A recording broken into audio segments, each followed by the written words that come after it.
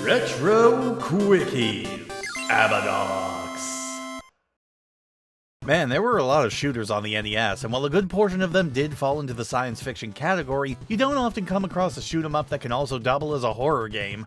Abadox has probably one of the coolest aesthetics on the entire system, doubly so because the graphics of this game are super high quality. The game stars you, a nameless jetpack-toting soldier, sent zooming down toward the living planet named Abadox, and when I say living, I really mean it. The whole thing is made out of flesh and is covered in, and seems to be producing, powerful and dangerous creatures that seem to exist just to attack and destroy anything that isn't native to Abadox, and the deeper into the planet you delve, the more horrific things get. The game is a shoot-'em-up that shifts from horizontal to vertical depending on the stage, and apart from the aesthetic, you're probably not going to run into a lot of tropes that you haven't seen before. You shoot these weird robotic pods that roll up occasionally, and you get a surprisingly large spread of upgrades, including speed-ups, a series of orbiting option pods, lasers, spread fire, missiles. It honestly kinda rocks to see how much you can upgrade your arsenal.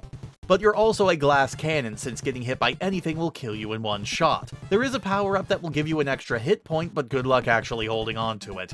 And when I say anything, I really do mean anything, not just the enemies or their fire. You can die from colliding with the power-up pods, and most distressingly, you die when you touch the walls as well. Your extra hit point doesn't even spare you from this. If you touch any part of the scenery that isn't open air, you go up in smoke.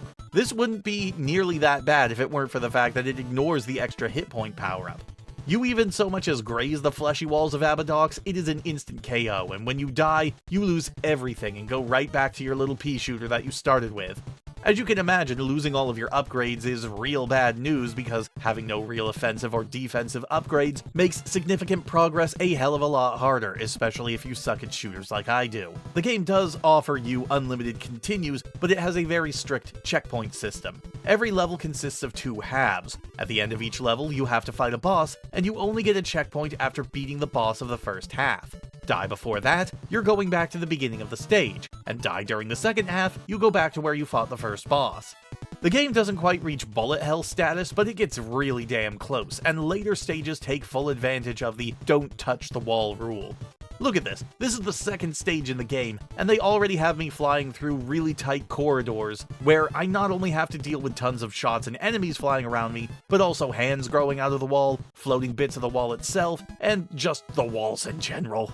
I've never managed to make it very far into this game owing to its extreme difficulty and the fact that I suck at shooting games, but at the same time, it's easily one that I find myself returning to very often just for the setting and aesthetic alone. Its gory, terrifying setting really does that much to set it apart from everything else in its genre on the system, and persevering to get further and further into the game isn't really so much to see the ending, though that is a nice bonus, but also an opportunity to see what sort of sick and twisted designs that the game is going to throw at us next. What sort of traps the planet will use to keep us on our toes. That's the thing that keeps me going with this. Abadox is an excellent example on how look and atmosphere can absolutely do the heavy lifting in terms of carrying a game.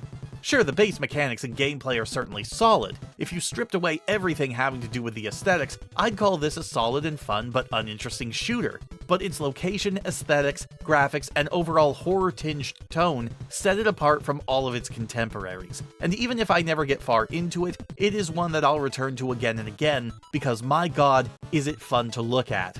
Also, it's gross. Ew, just look at this